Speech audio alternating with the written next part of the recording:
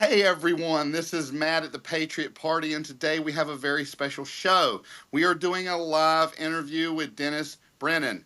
You guys and gals can expect a very interesting interview with Dennis, an attorney, historian, and published author. Y'all can find Dennis's website links and social media links at the bottom of the description page for this podcast. Please check them out. Now, let's give a very warm welcome to Dennis Brennan. Dennis, it's a pleasure to have you on the show. Well, thanks for having me, Matt. I appreciate it. Absolutely. Tell us a little bit about this book that you were telling me about. Well, it's called DC Swamp Strikes Back, Aaron Burr, Donald Trump, and their similar battles, and it revolves around the legal trouble that both Aaron Burr had as the former vice president of the United States, and of course all the troubles that we know Donald Trump went through while he was out of office, and Biden's administration was going after him. They were going after him hard. They were absolutely going after him. So, we can probably both agree that it was as it was being called lawfare. Absolutely. I mean, every case we break down in the book, uh, and each one explain why those cases fall apart, as they all did, Hmm. why they were really stretches legally and never really seen before against a former president.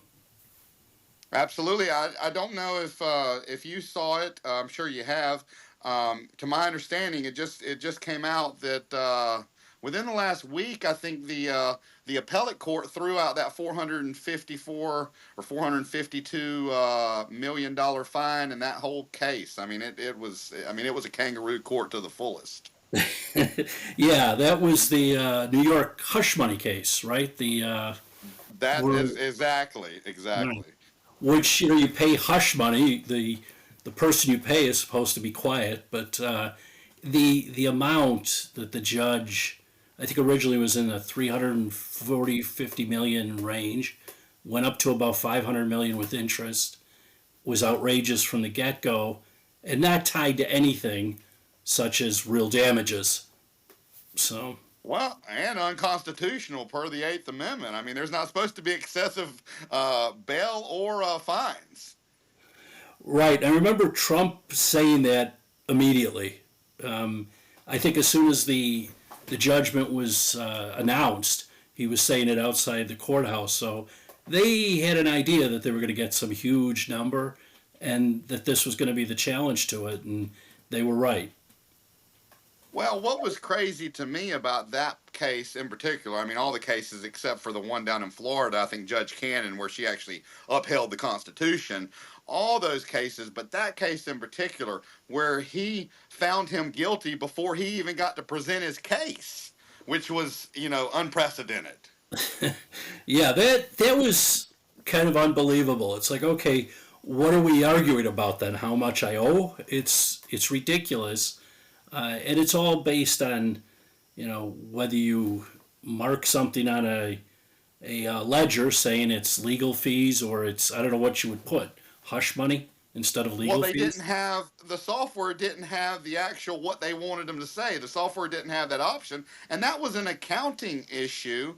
Um, it was crazy to me as that case went on how he gagged the lawyers. I mean, at certain points, he goes back. He literally looks over to the prosecutors and says, "Well, I don't want it to get overturned on appeal. Well, how do you want me to rule on this? You're the judge guy." And then it's even in the wrong court. To my understanding, it was supposed to be in the commercial division. And the victims came and testified and said, "We're not victims. We would do it again." Right. Yeah, I mean, the whole all the cases were funny like that. They really didn't have much legal basis. This one in particular, you have paying Michael Cohen money to pay Stormy Daniels, and there's nothing wrong with paying someone. The question then becomes, can they somehow get it into court under a felony, which they did because the misdemeanor statute was over after I think 2 years.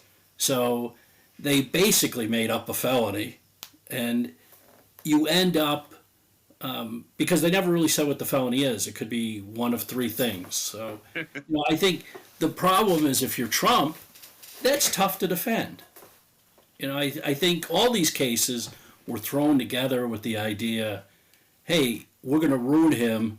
I think financially they wanted to ruin him because in this case with the judgment, Letitia James was on TV talking about foreclosing on Mar-a-Lago and other properties. And it's like, well, wait a minute.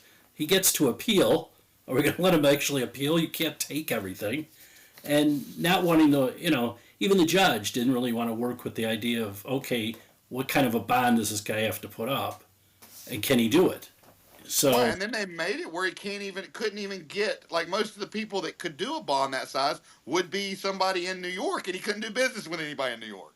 right. It was really a railroad job. On the bright side, I think, for Trump and those that supported Trump, they went so hard on these cases that it became apparent to everyone, whether you're an attorney or whether you're just sitting on the sideline watching, that there's something totally unfair. And I think most Americans want everything to be fair. We want our guy to win. There's no doubt Yeah. about that. But I want it to be done fairly. If Trump were to win the last election and he cheated, I wouldn't be supportive of that. I want it to be Absolutely fair, not. right? You have a right. You have an election. Same thing. Here with this case and others, they thought muddy him up, break him so he doesn't have money, which is kind of foolish considering he's a billionaire. But muddying up his name, they thought, and I think a lot of us thought, yeah, this is going to work. How is this guy going to get out of the primary? But he surprised everyone, or surprised a lot of people, maybe not everyone, and was able to win the primary. And then after that, it's competence against incompetence, and by then the cases were falling apart too. Absolutely, absolutely. I mean, it was just. I mean, every case. I think what was the one down in Washington. They gave him his discovery, and they say you have 4 months. And I think the discovery was like what 10 million or so many million pages. It would have stacked to like several Washington monuments worth of documents. They gave 4 months, and they said this is the largest case to be litigated. The second largest had half this many documents, and it was Visa versus Walmart, and it took them like what 7 years to litigate it. And she wouldn't even extend the time. Chutkin wouldn't even extend the time in which they could actually litigate the case. I mean, they're like, "Oh, well, we've made you a blueprint. You just follow our blueprint. We've been honest." Okay. Right, and that goes back to that whole fairness issue. You've got judges who were, not. They were all linked to the Democrat Party except Judge Cannon in Florida, Yes. but the others, it definitely, Dem donors, family members were involved, appointed by Biden in one case. It's you look at that and you say, okay, again, we just want fairness. If he was guilty of anything, that's different. But if you're going to throw Yes. a bunch of charges on a man, and in order to prevent him from running, and deny, more importantly, deny the people the right to make a choice. It's bad enough you'd ruin his name, which I wouldn't want Yeah. that to be me, but I think it's even worse that you're trying to throw an election out basically before it happens. Oh, absolutely. I think he spent upward of 100 million plus dollars on legal fees, which is crazy. If you're not a billionaire, you obviously can't do that. Yeah, the whole thing. I mean, I knew it would get overturned once it went to the Supreme Court. I didn't know that the appellate court was going to take such a hard stance on it, but it doesn't surprise me because they were skeptical to start with and put a whole bunch of guidelines for the judge there, and he just ignored everything the appellate court told him to do. He literally ignored it. Right. Yeah, and I think, we're seeing a lot of that now with courts, where they're ignoring the higher court. The Supreme Court just came out a week or so ago saying that they're a little upset with lower courts ignoring the rulings, that you can disagree with it, but you can't rule against it. You have to keep the ruling. I Um, think we're having a big problem with checks and balances everywhere. mhm. I really do. People pushing this and pushing that. That's one of the reasons why. this didn't start out as a grassroots movement, but a lot of people this resonates with a lot of people that literally our mission statement is truth and constitution above all because truth matters. We want to hold the media and our politicians to a higher standard. If they would just, I mean, literally, it would take one administration, Republican, Democrat, I don't care, one administration to step up and say, you know what?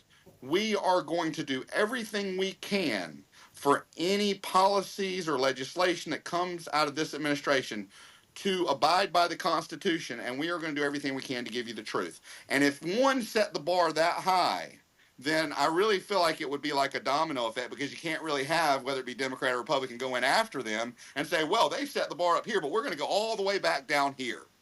And it's just the problem I see is everybody wants to push it, and then they want to use the excuse, well, the last people did it. Well, we know Biden pushed the First and Second Amendment. Well, now we have Trump pushing Fourth, Fifth, Sixth, Eighth Amendment. And then where does it stop? Does it stop in 50 or 80 years when we don't have a constitution? Well, you're exactly right, because I think you see now every administration in politics, a federal or state level, whatever you do, they try to one up each other. And it's like, well, and we're going to see it, I think, with pardons where you have Biden giving, prospective pardons to people not even charged with anything. Well, now, preemptive pardons. yeah, now the question becomes, hey, can I pardon myself? I don't know anymore. I mean, if you can pardon people who were never charged with anything, and some may or may not be investigated, it's like, how do you do that? And if you can do that, well, I can at least do that much. Can I just pardon everyone in my cabinet? Can I pardon everyone in my party? I don't, it's ridiculous. Yeah, it is. And I think a lot of it comes from, if we look at the root of the problem, and it even filters out into part of the reason why I think the criminal justice system is so broken.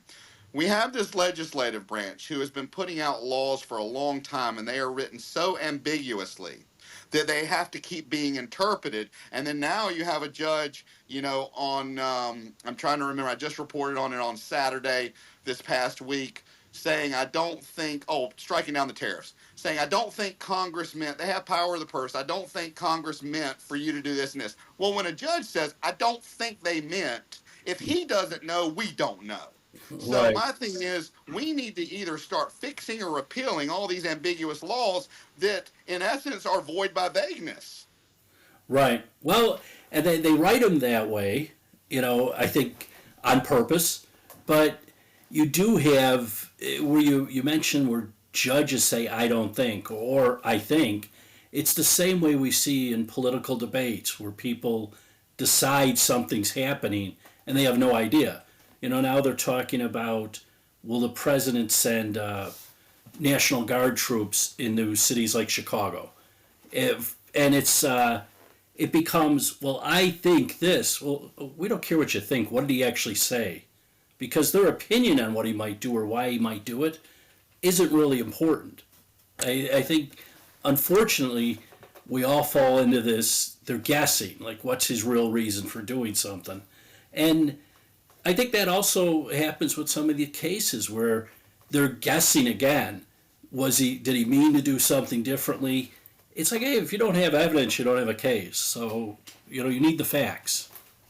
Well, and in my mind, if you're interpreting something, then by nature it's subjective. It's not objective. The only way to get true objectivity is to go by the Constitution. And if something is not on there and it needs to be on there, heck, we amended it, added an amendment back in 1992. Add an amendment. I know it takes an act of real Congress, three quarters, but House, Senate, and states. But if it's that obvious and it needs to be added, okay. But all these opinions are watering everything down and muddying the water. Well, you're right, and I think it's the same way when you decide if you're going to charge someone. I think Trump's case with the documents where he had him at Mar-a-Lago.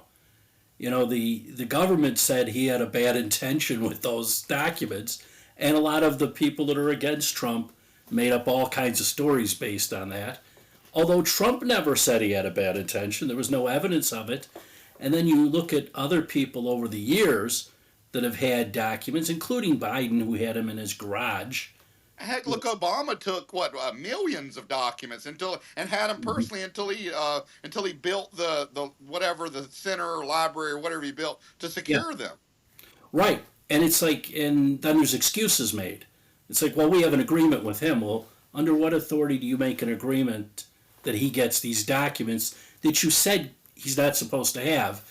But, and it becomes a discussion that goes, well, now you're going to charge Trump, you're not charging Biden.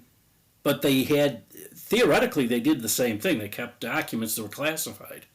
And, did they have authority to have it? Trump says he did, or he declassified some of them, which I think is an interesting issue because we have way too many things that are classified. I think they classify it so you can't see it, I can't see it. If they weren't all classified, nobody would be in trouble for having these things. And unfortunately, I think a lot of these people also have classified documents that they take from work, basically, because they want to write a book. So Bolton is a good example. If it's true that he's sending classified documents over a personal email to his family members, or are they just storing it so when he writes a book? It's kind of silly, but at the same time, I wonder how much of that stuff is really, it should be classified or shouldn't be. It's like, And how much of it is smoke and mirrors? Because I mean, we both know that it doesn't matter whether it's left or right wing media. There's a lot of stuff that goes out there that where there's an agenda, where we know there's an agenda, and so there's a lot of smoke and mirrors that happens, right and left side. I think to potential or to purposefully divert off of maybe we're talking about the Epstein. Well, we want to go off the Epstein, or we're talking. It's on purpose. It's an intentional diversion to take the American public's attention off of it. oh yeah. Well, and I think, when you talk about the swamp, it's not just the deep state individuals, it's not just the politicians, it's the media. They're involved, they're in lockstep. In the book, I call the media the Dem media because of all the connections that I lay out on the Democrat Party and the people running these networks and appearing on television shows. You have people, they don't have any journalism background, and they're sitting there hosting Sunday morning shows as if they are, trained in being unbiased and fair. They're not. They're trained in being political advisors and by nature unfair, right? If you're advising a campaign, Oh, you're looking to absolutely. take down the other side. Absolutely. Absolutely. And then you get these echo chambers on social media where you have influencers, whether they're paid by one party or another or not, that are just echoing the same thing that the media is saying on both sides. And it's hard for the public to get the truth. I mean, I spend a lot of time, one, on social media, and two, trying to get the truth to put out on my Saturday morning show. And where I do we do all different kinds of news. We try to be as unbiased as possible and do truth and constitution. Let that be our moral compass. We do a lot of stuff, everything. Try to catch people up on one show, and it takes. I have two liberal designed, and I say liberal, I mean Microsoft Chat GDP. Then I have the paid for Grok, which is Elon Musk AI, and then I have a web crawler for Google. And I try to make sure everything that I put in lines up and it comes out with the same stuff. So I know that I'm probably reporting pretty close to the truth, and then I'll do deep dives into stuff to explain to people what this violates and how it violates it. But it Mm-hmm. takes me like a full-time job to do it, and people don't have time. They got time for the 6 o'clock world news or a little bit of CNN or a little bit of Fox, and therefore they're really not they're getting a skewered truth towards one side or the other. They're not getting that objective truth. Yeah, well, journalism's changed a lot, and it hasn't really been helped by social media. Although the part that does help the internet and social media is we can do our own research. We couldn't before, and now I'll often see things on social media and think that sounds either too good to be true or so crazy it can't be true. Let me look it up, And it doesn't, sometimes the source, you would think it should be by nature, by their title, who they are, that should be a good source. You can't go with that. Or you can't go with, I always watch them or I know them. You have to actually look it up and see, wait a minute, what are they really talking about? And are they telling the whole story? Because that's lost. Absolutely. And back to the deep state, I want to say something. I think a big part of the deep state are these mid and upper level management in the government agencies that are lifetime positions where they'll sit through 6 or 7 presidents.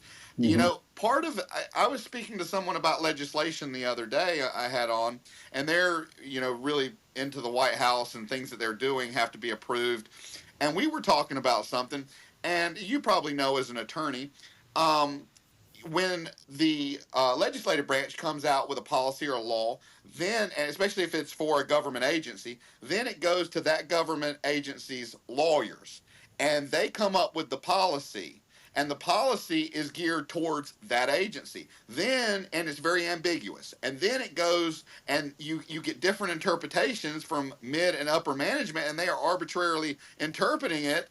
And there's nothing that's across the board. Mm-hmm. We need the legislative branch to when they pass the law, pass the policy. Right.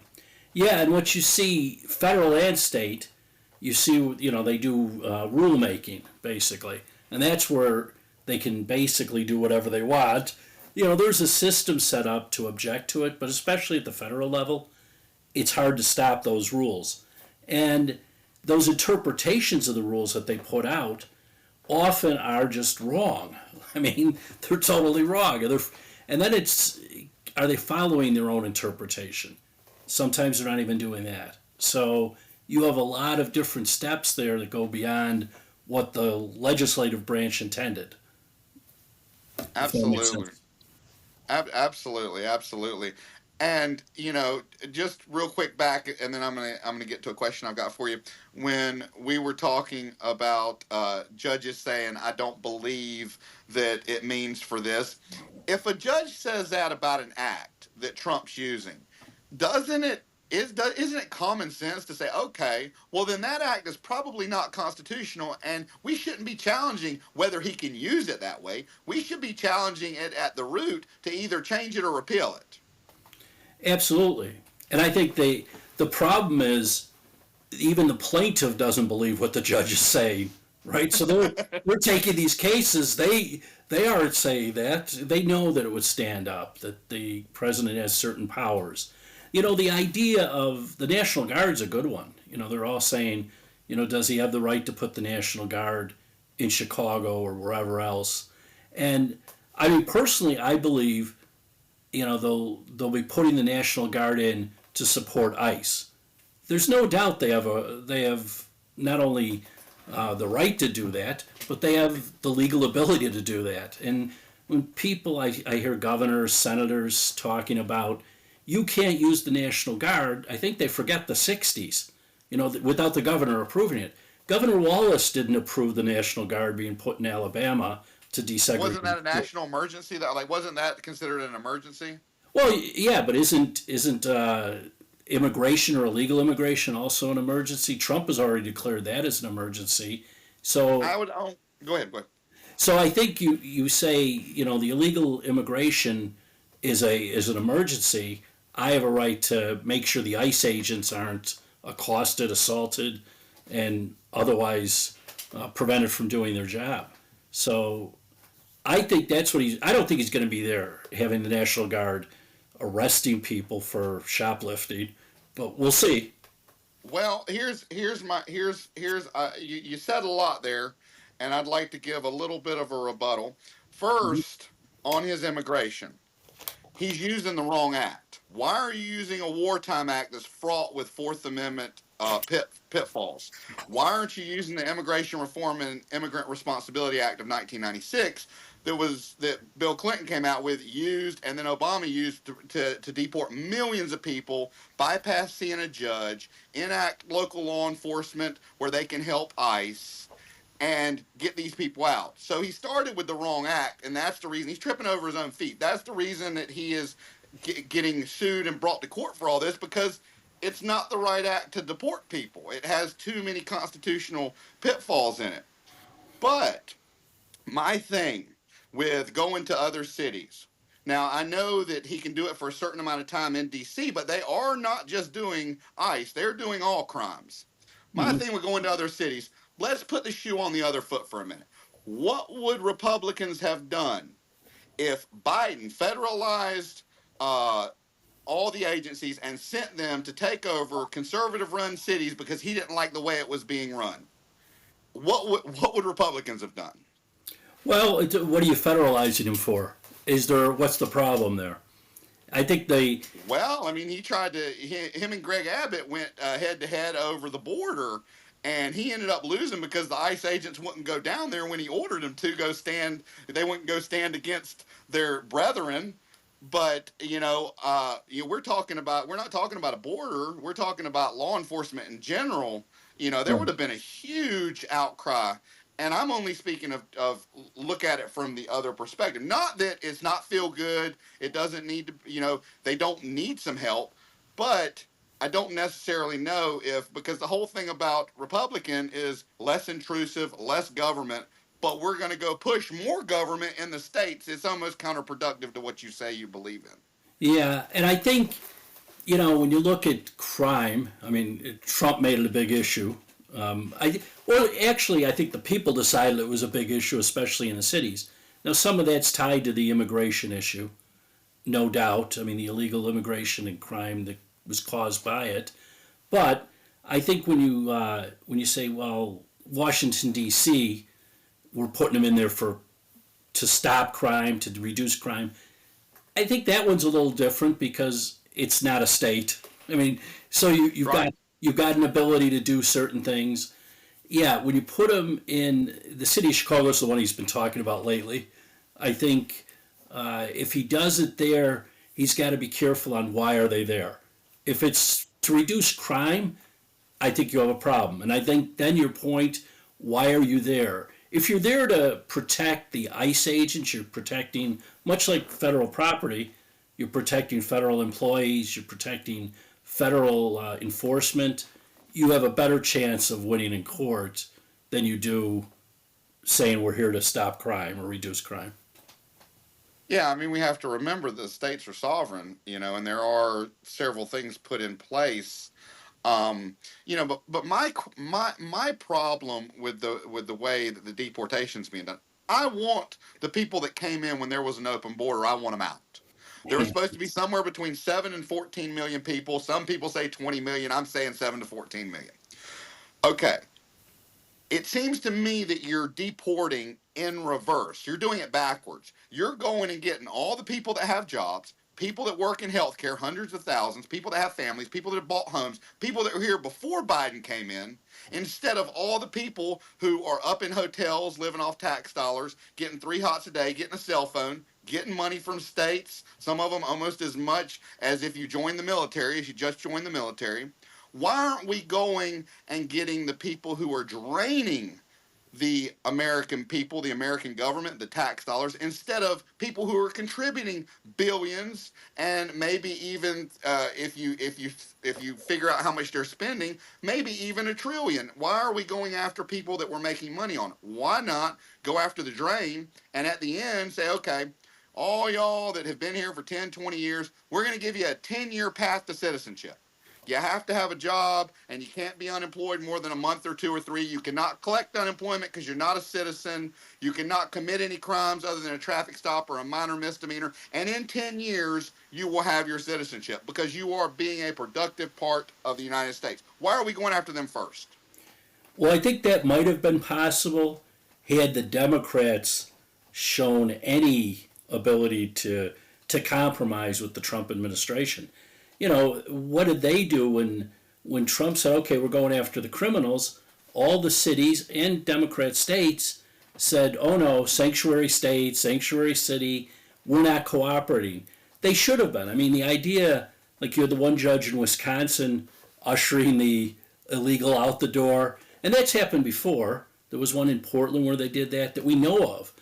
I think their lack of cooperation made it, I don't know, Tom Homan had explained it at one point that if you don't help us by turning them over after they're in jail, when they're released, you call us, we'll pick them up. Makes it very simple. If you're not going to do that, we're going to be picking up anybody we find when we're out there. And unfortunately for those that you're talking about that some people might not want to see go, and they are being picked up, it's just a mass number. It's pick up whoever you can and let's go. Because I think Homan and ICE believe, you can't just ignore the fact they're here illegally. I mean, could you have ignored it earlier? By not, you wouldn't be in those communities. So Okay, well, Tom Homan did come out in the beginning, and he says to the sanctuary, he says, if I remember right, you can either help us or get the hell out of the way, is what I believe he said. yeah, And I believe they had figured out how to go in the sanctuary cities. That's why I didn't understand, why that's not who they went through. But if you actually look at the numbers, Obama deported way more people his first 7 months than Trump has. And I think a lot of it goes back to using the wrong act. So they have all these challenges, Democrats, and everybody's challenging, suing, injunctions, everything. And I just feel like, because, okay, so they're going after, I say they're going in reverse, but the amount of people that they're going after, they call them low-hanging fruit. When I researched it, they said it's because they're easy to locate. They're easy to locate because they pay taxes and they live like they're a citizen. They have a house, whatever. But we're not talking a huge number of people. We're not talking the biggest deportation in history, which is what was promised. yeah. Well, I think the opposition's making it very difficult. I think when Obama was doing it, the Republicans weren't fighting him on it. They were happy he was doing that. And I think the Democrats really didn't fight him on it. Now, every immigration, they just had the Guatemalan children. There was just where the judge said, stop the planes. That might have happened Saturday or Sunday. Yeah, but we're talking about 6 children. Like, there's not a lot of children. But I think it's the case is no matter whoever you're trying to deport, they all have attorneys now. And they're all running into court and getting emergency orders. And those orders then are extended for weeks. And, back when Obama was doing it, yes, I think part of it probably is using the right act, using the right laws. But I think the other part is you don't have the opposition. It's kind of, like anything else. If I'm on the ballot and I'm the only one on the ballot, I'm going to win. So, you put opposition up, I might not win. I think the opposition wasn't to Obama, and he never really has gotten a lot of pushback for doing that, actually, considering, that he really falls on the other side of the ledger politically. Yeah, I mean, he was the one when there was testimony that had the kids in cages, if you will, before Trump ever even took office the first time. And that was, but there's a lot of stuff. And that's why I say, one side or the other. I mean, even when Biden came in and there was that disastrous withdrawal from Afghanistan, and it was on live television on CNN, people falling off of airplane wheels 200 and 300 feet in the air, and I'm like, that's his presidency, he's done. And nobody even talked about it when it was time for election. Right. That turned out not to be a big issue. It is funny. No. You would think that would be a huge issue. So, you say that America's past face struggles that feel oddly similar in today's news cycle. Tell me a little bit about what you mean. Well, I mean, that's what ties this all to Aaron Burr. A friend of mine wrote a book about Aaron Burr, and I cite him in the book. And he asked me to read the book. Hey, can you read this? I do. And he said, what do you think? And I said, well, it's well written, but I think you missed the story. The way Aaron Burr was treated is how they're treating Donald Trump. Now, he's a Democrat political consultant. Good guy, though. And he looked at me as if, I was from another planet. He doesn't see it that way. I said, well, then I'm going to do it. And as I dug into it, you see where Aaron Burr was, vice president. I think in some ways that I lay out in the book how he's the one that brought in New York. He worked to make sure in Jefferson's second election that he would win because he brought in the electoral votes out of New York. He at that time it was based on the state legislator. They were really doing the votes for president. So Burr put a lot of work into it. He was kind of an outsider like Trump. He only lasted the one term with Jefferson. They kind of broke off politically with Jefferson dumping him. But after that, this guy was tried for treason twice. Treason's thrown around a lot.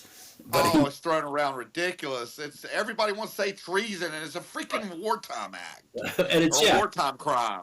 It's very hard to be treasonous, honestly. You really have to try extra hard to be treasonous. We might think of our enemies as, anti-American or whatever you want to label them, but they're probably not treasonous. And, this guy, Burr, was charged with that. A lot of people remember him only from, well, now probably from the Hamilton play, but in school, grade school, high school, we learned, Burr and Hamilton had a famous duel and Alexander Hamilton was killed. That's probably the knowledge most people have. They might remember the Burr conspiracy, which I talk about, of which he was charged because of that, where, there was the allegation from the Jefferson people, and all this was directed from the White House, just as I believe the Trump cases were being directed from the White House, the Justice Department now, and going after Trump. They were going after Burr. They tried him, several times, twice for treason, another time in Missouri. He withstood all that and fought it off and was successful. But when all was said and done, Burr had done it based on the law. He was an attorney.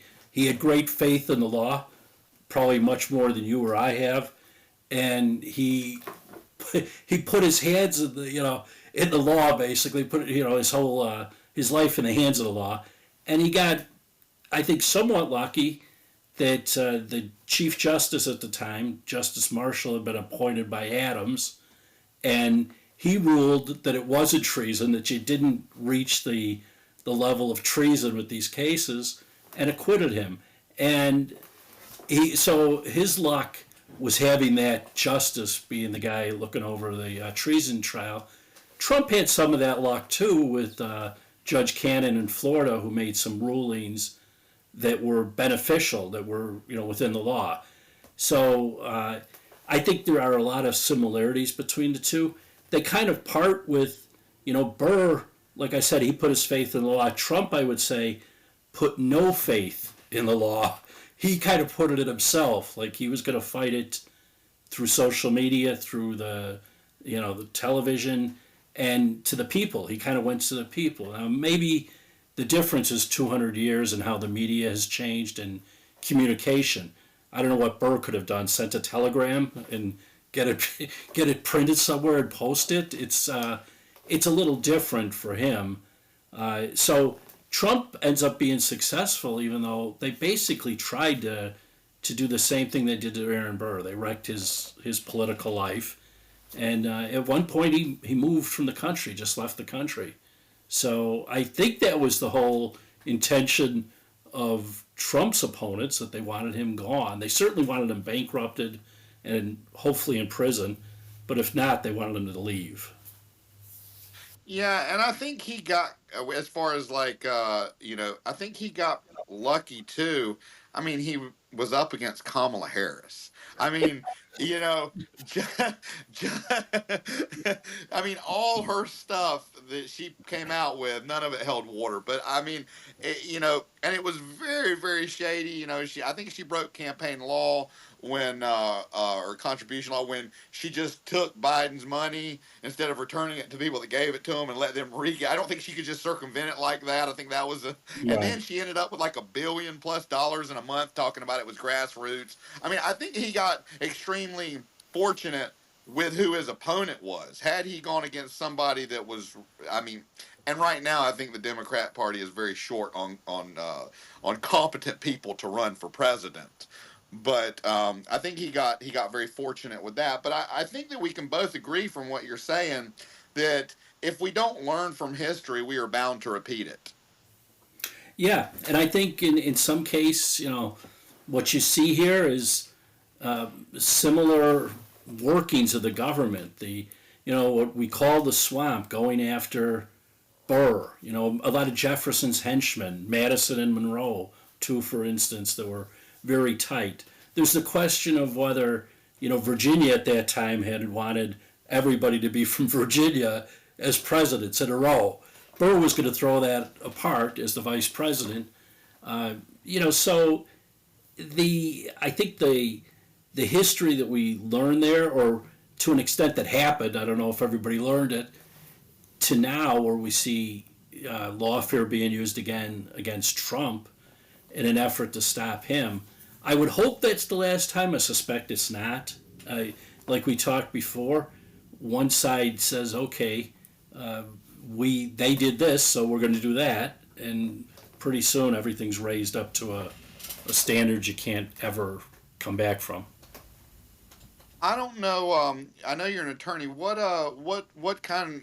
If you're still practicing or have practiced, what kind of attorney? What is your specialty? I've real estate would be mostly what I've done in contracts, but Okay. I've really touched into everything at one point or another over 35 years.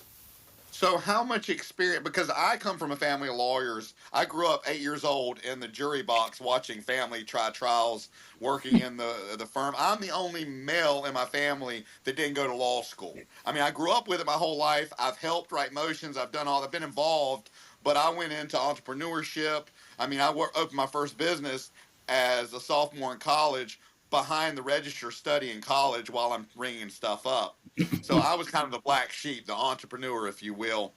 But how much experience do you have in federal criminal law?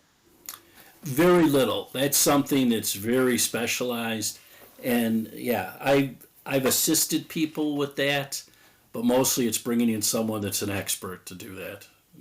I Okay, wouldn't want let I wouldn't me. want my clients depending on me in federal court. Oh, I mean, it's better. I mean, it's.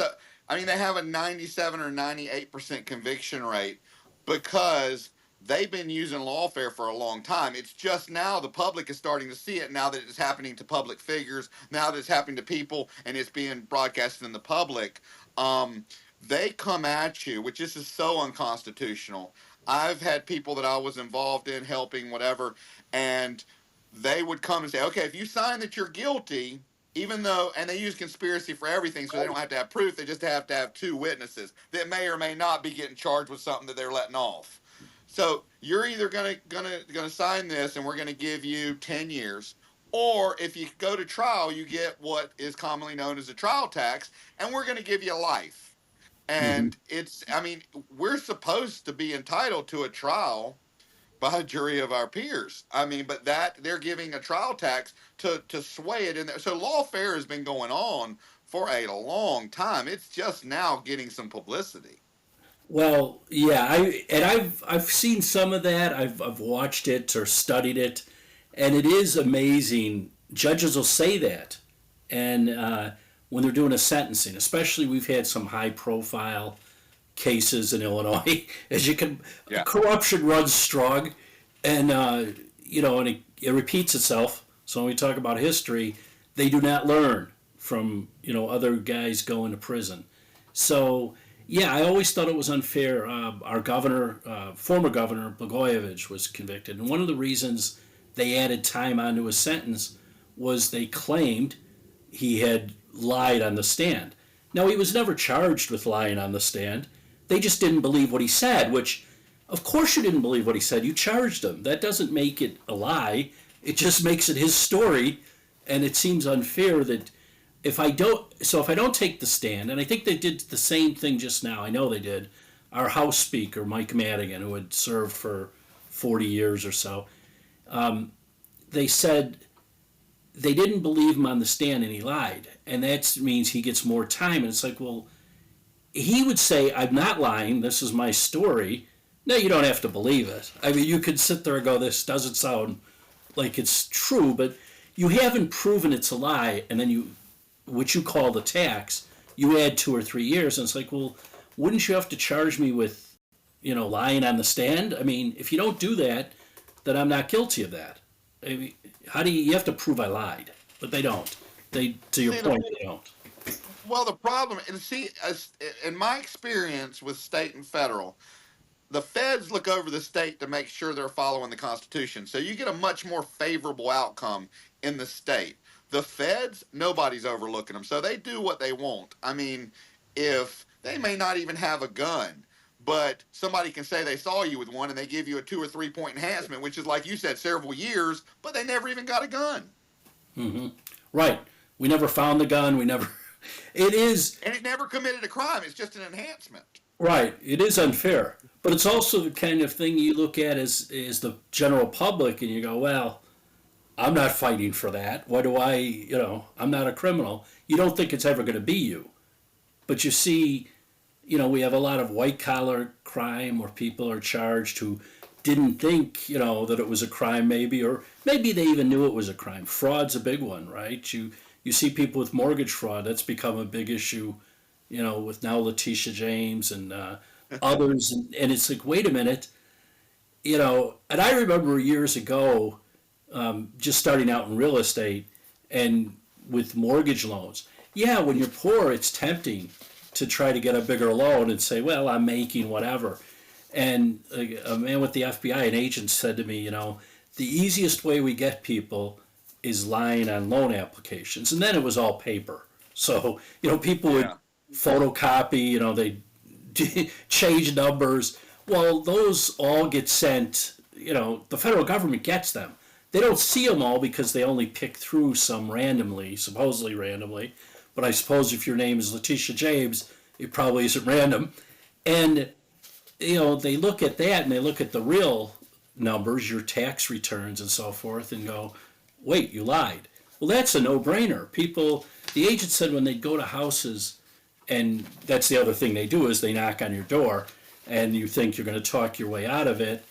And, the best thing is say, call my attorney and never say a I word. enact my Fifth Amendment right. I have nothing to say until I speak to my. Right. I have nothing to say. Speak to my attorney. Right, because they sit there, they show them documents.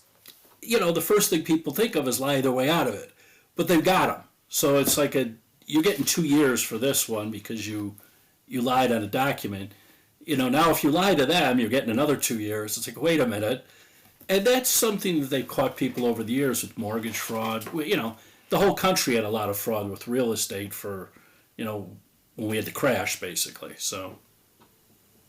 Yeah, and that was, I mean, really, when that happened, it was because they knew they weren't supposed to be giving all these people these loans. They didn't have the credit for it, but was it Obama? Somebody said he wanted everybody that wanted a house to get a house. So they loosened up these loans, and then they started doing the ARM loans, which were adjustable interest. And then when the interest went up, nobody could pay their loans, and then the housing market crashed. Yeah, it was before Obama.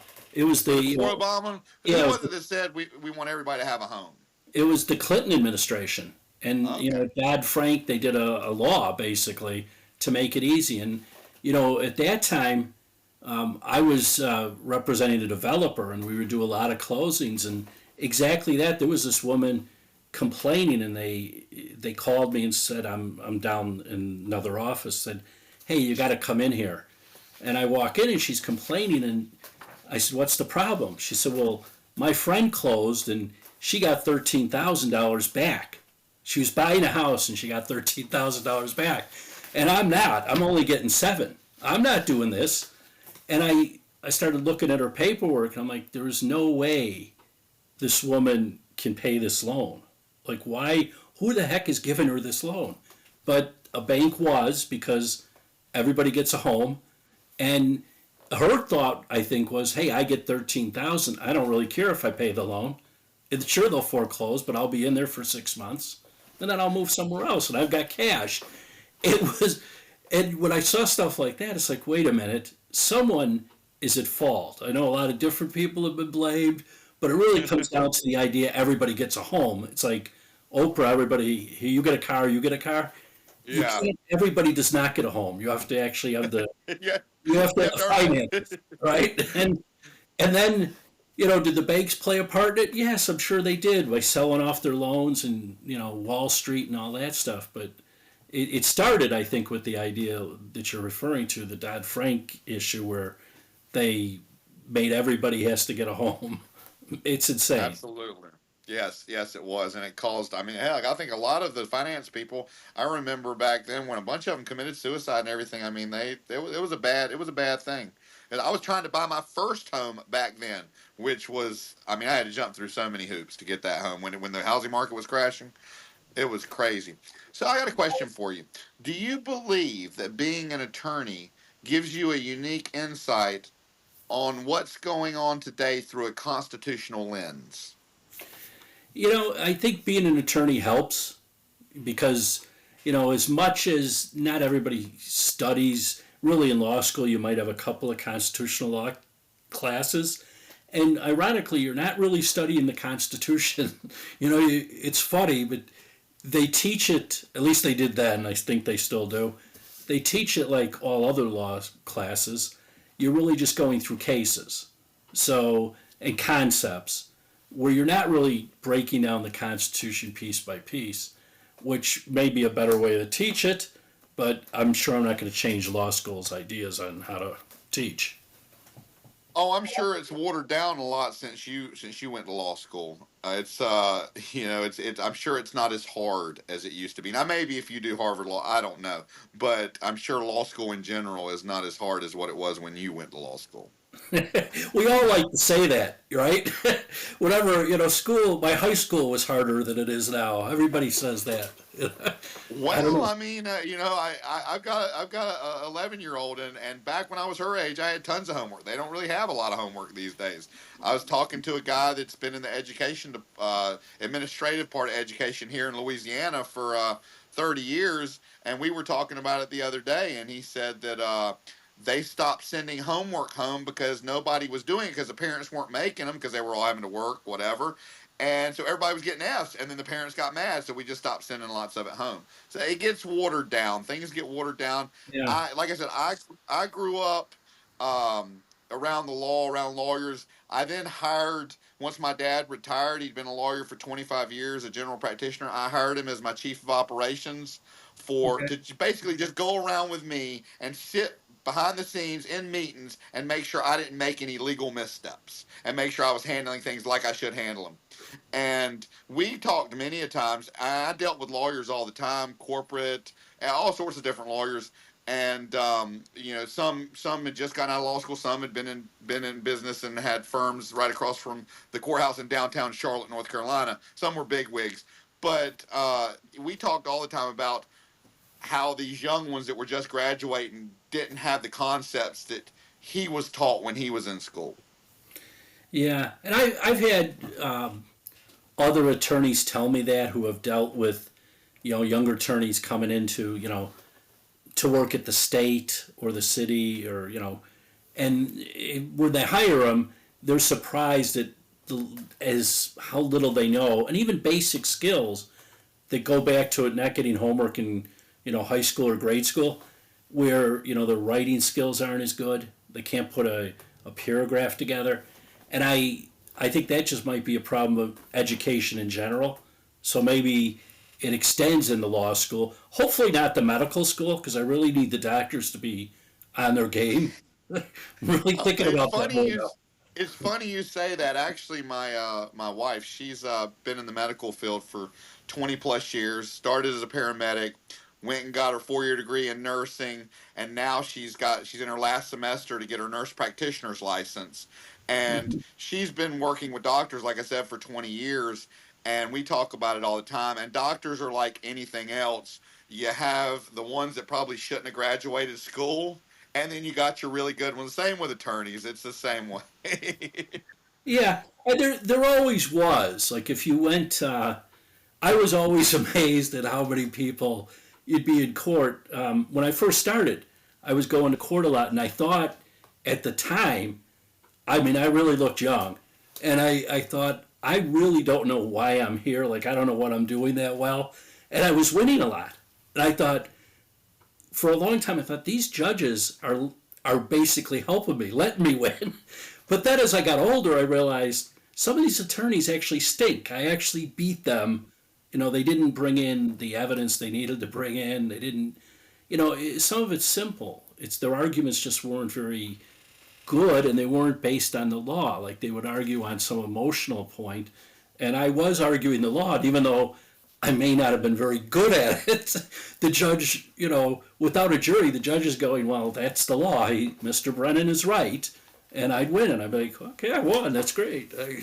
But I actually thought they were taking pity on me, and I only realized later it's like, no, the other side was just bad. Yeah, it's. I mean, I just as a case in point, I got a guy I'm helping right now. I actually interviewed him months ago, and he was a whistleblower for election fraud, election interference. He had everything on video. I mean, this guy was a patriot through and through. I mean, he had been a firefighter since he was 16, went in the Army, was a firefighter. Then when he got out of the Army, the DOD hired him as a civilian government employee to train federal firefighters for almost 20 years. He's got a 13-page resume. He's gone to 2 crazy colleges, 2 degrees in fire science, all these things he's done, he's taught. Goes out and he's the fire chief out in Colorado, which is the same place that Trump, they were trying to pull him off the ballot. I believe this is the same area. So he witnesses, I'm not going to go into too much detail, but it's crazy. He witnesses the election fraud. It ends up affecting his fire station because they don't get in there legitimately, so they don't have access to the bank account. So the fire station can't pay its insurance, so it gets shut down and can't take emergency calls.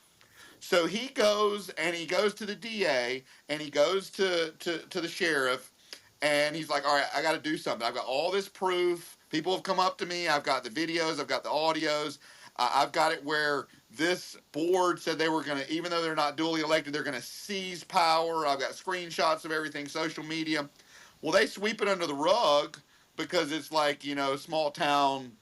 And they end up, he's never been a signatory on the bank, but they flip it around, have this party, invite the media, and fire him on a stage and say the reason the fire department shut down is because of him. He's a single father of 2 teenagers and can't get a job for a year with a 13-page resume across the country. So he sells his house, hires a lawyer, pays $100,000, and the guy says he owes him 50 more. Then he sends me what the lawyer filed because he's had to go pro se, and I'm helping him a little bit, even though I don't like that. And I'm reading what this lawyer filed that he paid $100,000 to, and it's full of holes, basically leaving it for the defense to get dismissed. I mean, the whole thing's full of holes, the whole motion. Yeah, it happens. Yeah, it does. Litigation's expensive, and litigation with a bad attorney is really expensive because you end up doing it 2 or 3 times. So yeah, I from my experiences, I always say if we need a lawyer, depending on what it's for, I'm going to go watch them, in front of court, do whatever. I want a gunslinger. That's what I want. I want a gunslinger. So let me ask you. Well, is there anything else before I ask you a final question that you want to tell us about this book? not off the top of my head. I think we're good. Go ahead. Okay, so my final question is, if you could leave this audience with one piece of advice, what would that be? Wow. Well, my advice would be to buy my book and to read my book. Well, I mean, that's a given. That's a given. Yeah, that's a given. Because I do think, but I think it ties into the real point. You have to educate yourself. And I think what I'm trying to do in the book is to educate people on what happened. So whether you're a Trump fan or you're not a Trump fan, you really should be able to break it down case by case, all the different factions that you have that I think make up the swamp and why certain things happen. And when you read about that and you realize, oh, that's interesting, or even to the effect, and I mention it, Trump is keen on always saying it's never happened before. Well, it did. It happened to Aaron Burr. And it's, my guess is it'll happen again, in one form or another. Trump is a special case, so you had, several cases out there. You have the impeachment hearings. he goes beyond what's going to happen in the normal politician, probably because he hits so hard. It's like fighting George Foreman. You have to hit him twice as hard because he is gonna if he hits you, you're going down. I think people have to realize it's all of our jobs to educate themselves. You can't just rely on I read this somewhere, I heard about this from someone else. If we don't do that, we're never going to be able to get a consensus going forward. And right now it seems like the country, we have roughly 50-50. I mean, when we're counting voters, I don't know where the non-voters really stand. They always stand with I didn't vote for that, or I wasn't. Well, you didn't vote for anything, so you don't count. But I think that's the biggest takeaway, that we have to do our own research. Can't rely on the media. Can't rely on anybody. You have to really look into it, and then maybe see if you can find that anywhere else.